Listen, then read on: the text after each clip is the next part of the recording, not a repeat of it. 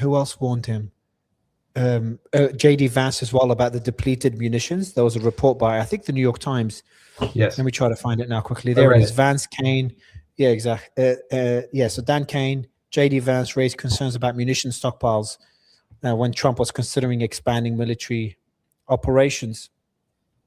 He was weighing options to escalate the conflict, though multiple sources told CNN that few within his inner circle or the Pentagon believed further escalation would achieve the desired result. And I think there's another report as well that CENTCOM Commander Cooper recommended ending the bombing campaign around the Strait of Hormuz, arguing it had reached the limit of its effectiveness. His recommendation, along with advice from other senior officials, influenced Trump's decision to pause strikes on Iran. So you've got some people within his close inner circle advocating pragmatism and against the strikes. Yes. What do you make of that? Well, the fact that if these reports are true, then I have to applaud all those people that have the courage to speak up with the truth, that the approach over the past 5 months has been totally ineffective, and that the president's strategy has been absolutely a total failure. He would like nothing more than to return to the situation that existed one day prior to the attacks, and he would declare victory at that point. You think he will listen to them long term? Because the Iranians, I was speaking to Professor Izadi earlier from Tehran University, and he echoed a similar sentiment in Iran, a similar sentiment to Irib News. Irib News, there was a reporter. Actually, I'll try to find the link and send it to you, Stephanie, you could show it to the audience. But there was a reporter that was on the beach in Iran saying people are already waiting for Americans. He was just sort of speaking to the mic. People are already waiting for Americans, and there were armed men walking around and patrolling the beach. So there's fears in Iran that there's a ground operation that is imminent. Professor Izadi mentioned the same thing to me. He said, Mario, because the Israelis don't want to end the war, and he doesn't believe that Trump dictates what happens next, he thinks that the war's not over. Do you agree? For different reasons, I believe the war is not over. And the reason why I believe different reasons is because the number one issue on the table is the president's ego. And to do nothing, to listen to his advisors who are saying this approach is not working and is not moving the Iranians, eventually in his head will be viewed as a defeat, which he will never accept. And so I think that if you look through the history of him as president, he only speaks through power, and that means military power. He only gets all excited when it's about military power, or quite frankly, he also gets very excited when he bashes anybody who opposes him in the United States. That also excites him just as well. So I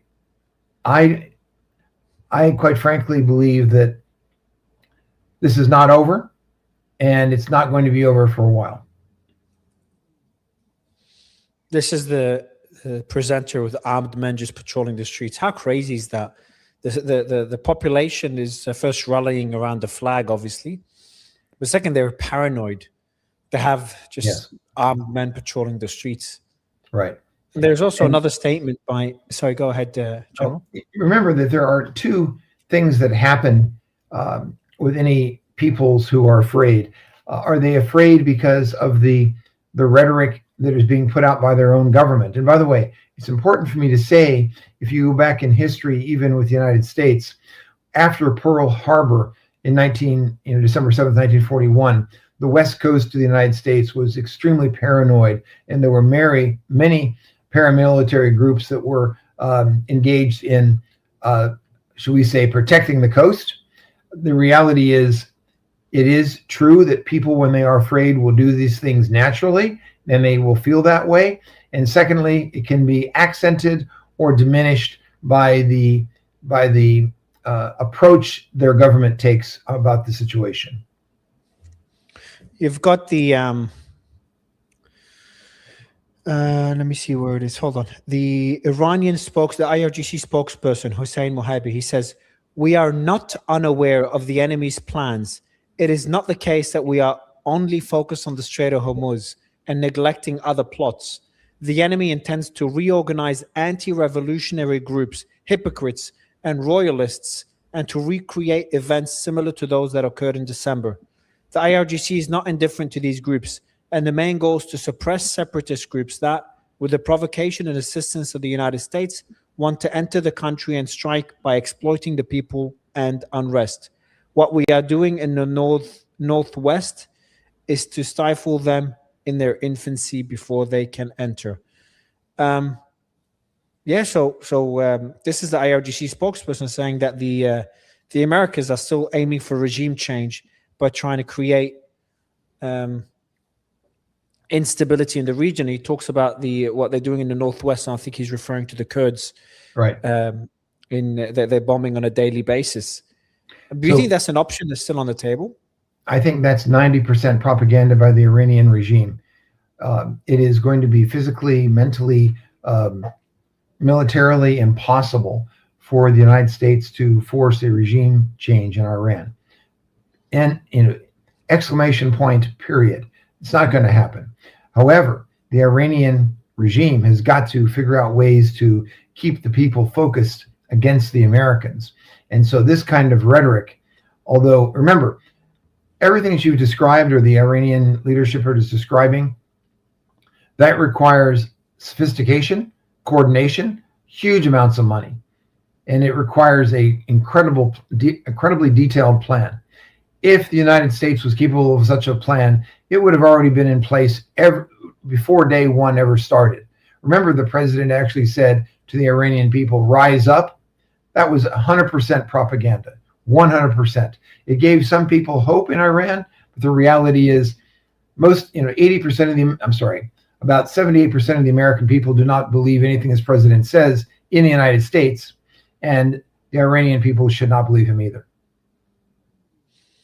And by the way, that goes both ways. That means if he's threatening them with the idea of regime change, if he's threatening them with nuclear annihilation, if he's threatening them with wiping their civilization out, that's propaganda. That's absolute propaganda. Yeah. Sadly. I mean, sadly, because you would expect the leader of a major nation to be speaking to truth as much as possible, and while he's trying to appeal to his own countrymen. That's not been happening here whatsoever. That's why this war is so unpopular in the United States. The Iranians know it, and they're leveraging it. This is an interesting post. That's actually a really interesting post. Just so it now, a ceasefire benefits the side that can reconstitute and expand its military capabilities faster.